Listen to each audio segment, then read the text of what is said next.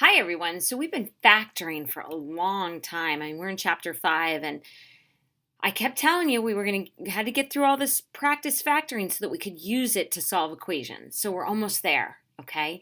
So I want to make sure you understand the difference between an expression and an equation. We've talked about this a good bit, but an expression, number one, is made up of like monomials or many terms, but it's not something we solve. So it might be something like 2x plus 7. It's just an expression made up of terms. It doesn't have an equal sign, so there's no equal signs, and we evaluate expressions. So I might say to you, okay guys, evaluate this expression when x is 2. That means substitute x in for 2, and then come up with the value. So evaluate, get a value. An equation is something that we solve. So I might take that same expression, 2x plus 7, and set it equal to 5. And what that actually means, we want to make sure we understand it. Yes, it's an equation that we can solve, okay? It does have an equal sign. And I want to make sure we understand what that equals actually means. It means is the same as. Is the same as.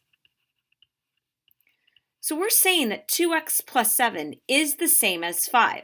Now it might not look like 5, but if we give x a value, whatever value it is, it's going to make this the same as 5. And we learned how to solve it by balancing that type of equation. But now we're going to be looking at quadratic equations. So today in class, you guys broke down things that you noticed and wondered about these different sets of equations I gave you. And let's just notice, number one, we noticed that they were quadratic equations. Why did we notice that? Well, the highest exponent was a 2. So that was something that you noticed. You noticed that you then took the quadratic equation, you said that they were in standard form, and then you put it in factored form because this was that quadratic factored. And then to solve it, you guys came up with that it looked like it was the opposite value. All right, so we looked at these first examples. Yes, this was quadratic. Yes, it was then in factored form, and then yes, it was solved, giving us the opposite values for C. This one was a little bit trickier. You notice that it was a quadratic equation, but it wasn't set equal to 0. And in that next step, you noticed that it was. So you came up with the fact that if it was a quadratic equation and you wanted to factor it, it had to be set equal to 0. And I told you that was right. And then it looked like you went from standard form to factored form. And then from factored form, it looked like the answers were the opposites. Now this one was a little bit tricky for you, and we're going to talk about that one in a little while. All right, so today in class, we learned that so that we could solve quadratic equations by factoring, okay? But in order to solve a quadratic equation by factoring, it must be set equal to 0.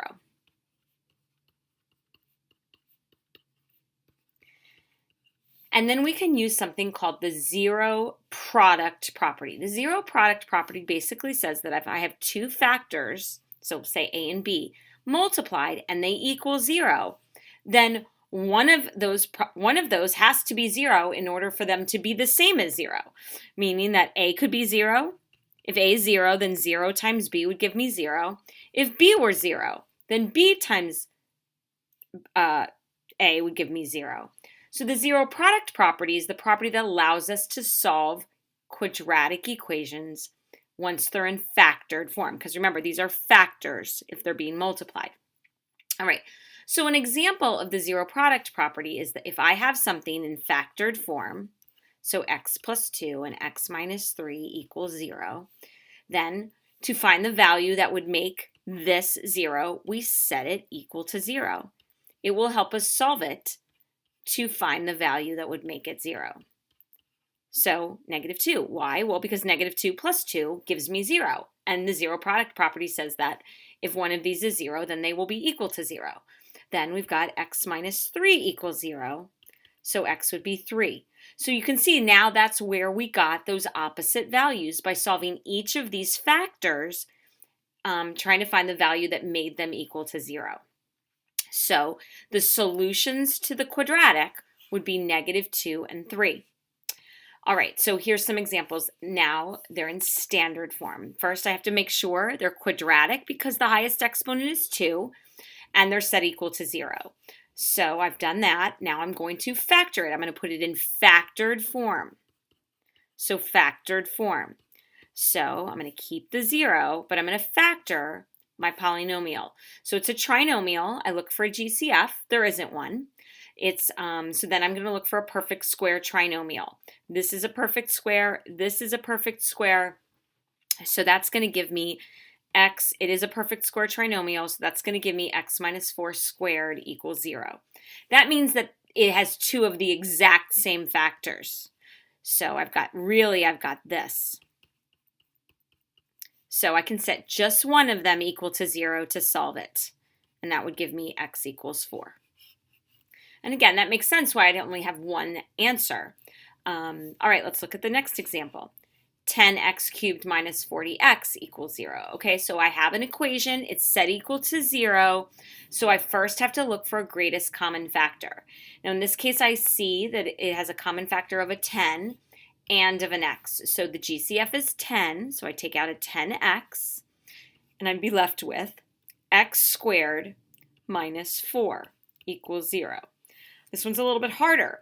Why? Because I can actually keep going. You should be recognizing two terms. That's dots, the difference of two squares. So it can be factored into the product of x plus 2 and x minus 2 equals 0. Well, now I've actually got three factors. Telling you I got three factors right there is that highest exponent.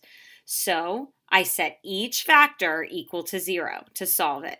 So 10x equals 0. I divide by 10. And so 0 divided by 10 gives me 0. Then I've got x plus 2 equals 0. I subtract 2 from each side, and I get x equals -2. I've got x minus 2 equals 0. I add 2 to both sides, and I get x equals 2. So I have a solution of 2, -2, and 0. So if I plug in those values, each of those values is going to make this side of the equation the same as this side of the equation. So they're going to make the equation 0.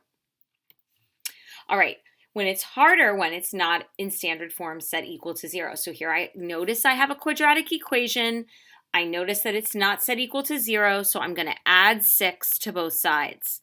So I've got x squared plus 5x plus 6 equals 0. All right, then I solve by putting the standard form into factored form. Don't drop the equation, okay? It's an equation. All right, this factors to x plus 3 and x plus 2, factors of 6 that add to 5. Then I use the zero product property to set each factor equal to 0. And then I solve each one. So x equals -3 and x equals -2. Okay, all right, we've got one more example on this page. 4x squared minus 25 equals 0. So we look at it, there's no greatest common factor, but I do see two terms, and I'm checking to see if it's dots. These are all perfect squares. They are a difference, so I can factor using the dots pattern. 2x plus 5 and 2x minus 5. This one's a little bit trickier. I still am going to use the zero product property, okay, and set each one equal to 0. But now I've got to do some work. I've got to use what I know about solving linear equations because these are linear now. So 2x equals -5 and divide by 2. So x equals -5 halves, and I'm going to add 5. So 2x equals 5, and then divide by 2. So x equals 5 halves. Now I want to just stop there a second, start through the process. We had a quadratic equation.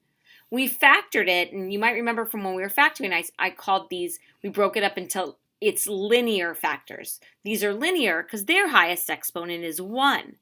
Then we used the zero product property to solve for the solutions to the quadratic equation, okay? All right, guys, so that was a bit of a review of what we did in class, but what I want to do now is I want to go and try and work backwards, okay? So suppose, let me put this so you can see it. Suppose that the solutions of a quadratic are 2 and -3.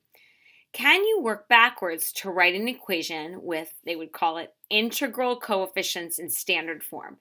That just means that they're whole numbers, positive and negative whole numbers, okay? All right, so if these were the solutions, this is where I was. I have these solutions. Now remember, we got those solutions by having the opposite value. We had it as a linear factor like that. Okay? Then these linear factors we had gotten from the zero product property.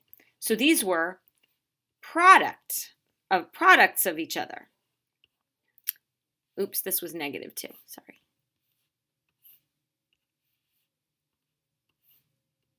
Sorry about that. Okay, and those were set equal to 0.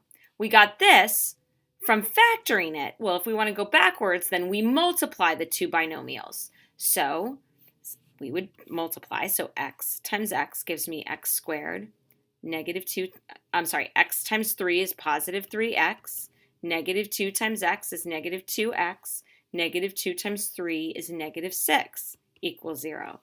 Then we would combine the like terms here. I'm working backwards, so that would give me x squared plus x minus 6 equals 0. That is a quadratic equation in standard form with integral coefficients. All right, so if you missed class today, that's what you missed that we went over in class. And I hope you guys have a great day.